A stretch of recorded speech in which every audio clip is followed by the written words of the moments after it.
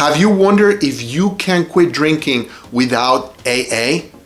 Maybe you have attended some meetings, or maybe the idea of calling yourself an alcoholic or surrendering to a higher power does not sit well with you. The good news is that you can quit drinking without AA. In this video, I'm going to break it down for you. I'm going to show you the steps on how you can quit drinking on your own terms without feeling alone, lost, or powerless. So stick around, because this might be the breakthrough that you're looking for. Hi, this is Alex, the Sober Dad.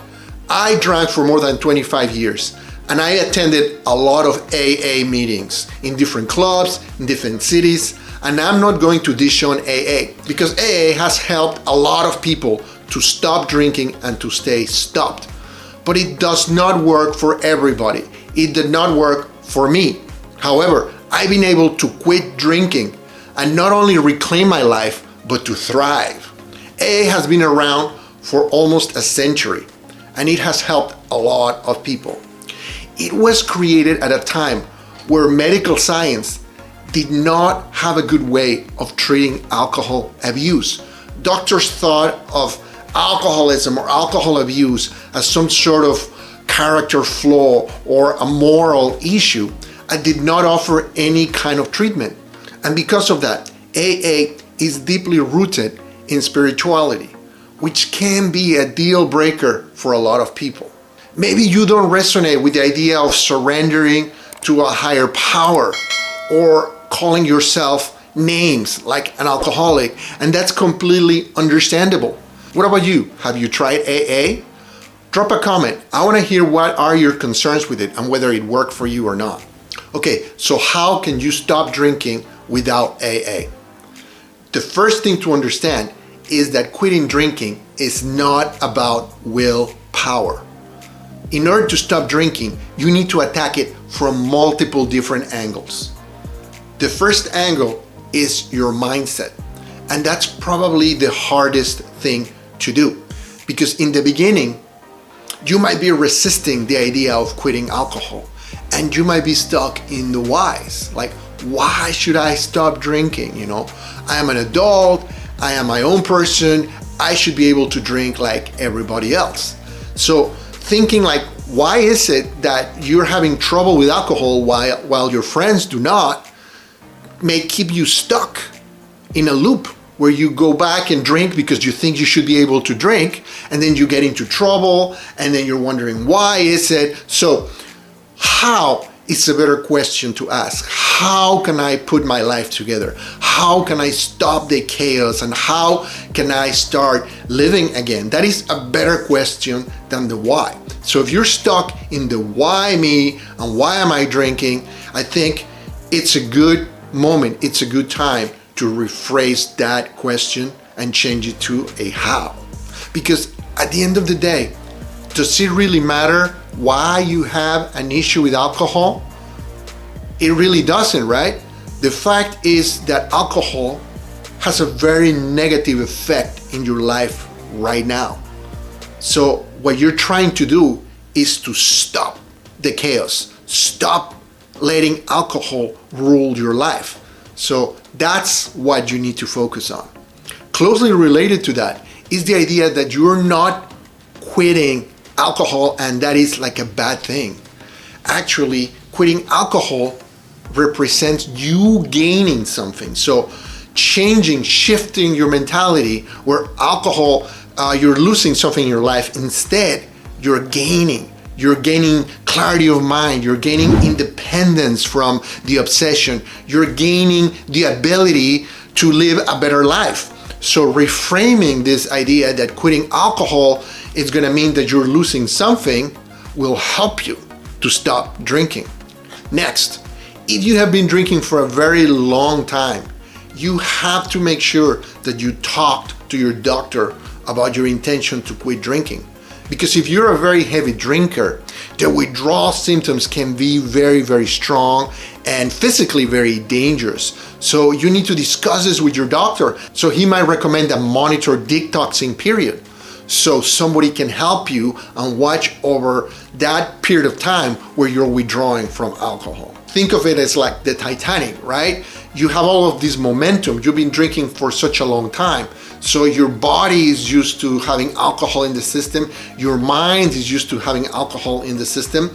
And when you quit, your body and your mind are gonna say, hey, what's going on? Where is the alcohol? And they're going to rebel, and they're gonna throw all kinds of crazy symptoms at you. You're gonna feel sick. You're gonna have horrible headaches. You might feel a lot of emotions, depression and anxiety. You might feel jittery, sweaty, all kinds of different things. Now, this sounds pretty scary, and I don't want to dissuade you from stopping, because the truth of the matter is that you're gonna have to go through withdrawal, and I don't want to sugarcoat it. The good news is that withdrawal does not last forever, and it's most intense in the first week. And after a couple of weeks, the symptoms are going to significantly wane, and you will feel a lot better.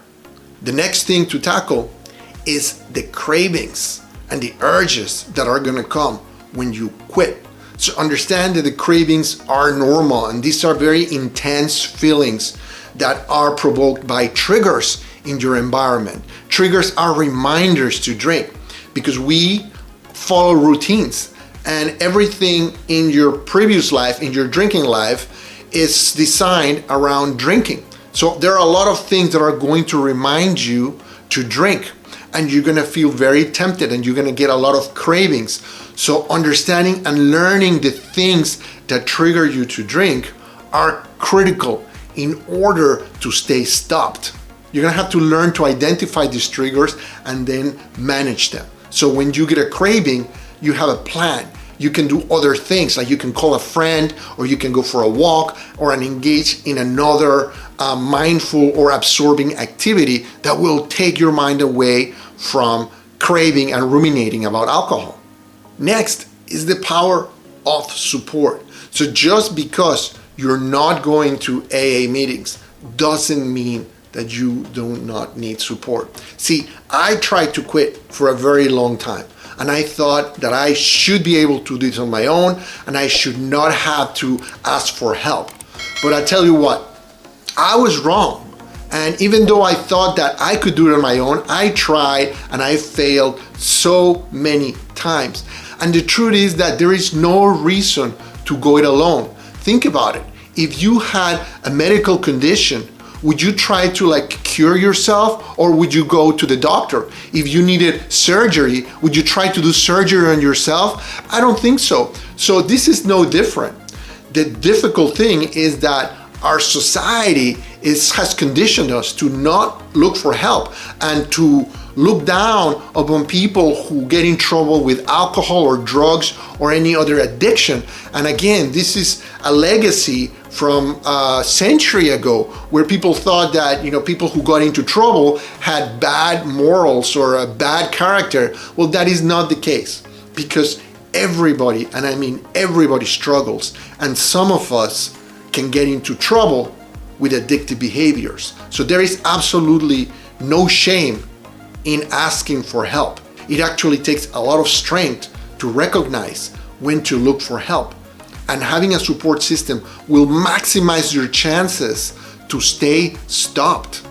This support system can be comprised of family members, close friends. It could be online groups or real life groups. There are options out there other than 12 steps meetings like AA. Consider going to Smart Recovery, for example, which takes evidence-based approach to maladaptive behaviors like drinking alcohol, and focuses on self-empowerment rather than surrendering to a higher power.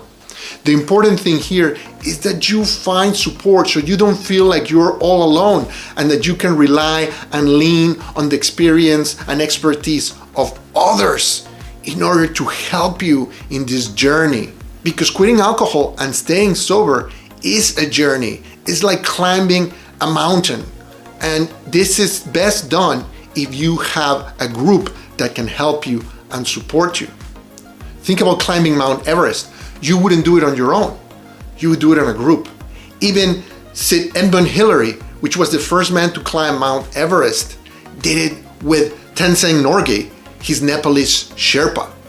So let go of any apprehensions that asking for help makes you weak, and work on building a support system that will help you quit drinking and stay stopped. The next thing to tackle is your day-to-day life, your daily routine, because you're going to have to change the way you're doing things. And you might be like, oh man, I don't want to change the way I do things. But think about it. Some of the things that you're doing right now are causing you a lot of trouble. This alcohol routine, this alcohol habit that you have incorporated in your life is not serving you well. It's causing you a lot of trouble. So you have to look at the things that you do on a day-to-day basis and replace the things that are causing you harm with things that support your health, things that support your long-term goals, things that are aligned with your values and the things that you truly believe in.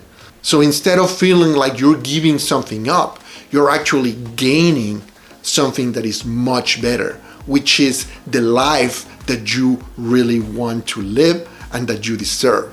So in order to do this, you're gonna have to change your routine to avoid triggers so you don't have cravings. You're gonna have to figure out things that you enjoy doing, things that are fun for you and that support your goals, so you can do this instead of drinking.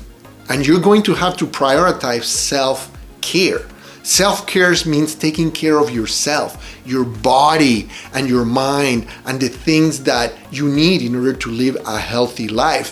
For example, sleep or nutrition or exercise, because many times when you drink, you basically forgo a lot of these things that are good for you in order to maintain the drinking habit. You might have really bad sleep routine at this point. You might not be eating the healthiest. And these are things that are causing a lot of harm in your life. So prioritizing this self-care becomes very important if you want to stop drinking. If this is starting to sound like a lot of work, guess what? It is. You're not gonna get something for nothing. But think of the stakes here. You are reclaiming your life from the drinking obsession. You're gonna turn your life around so you can start living and thriving again.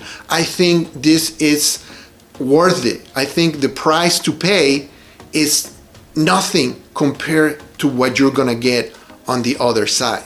So if you're really serious about quitting alcohol or any other addictive behavior for that matter, this is what it takes to succeed. First, you need a non-negotiable reason for why you want to quit.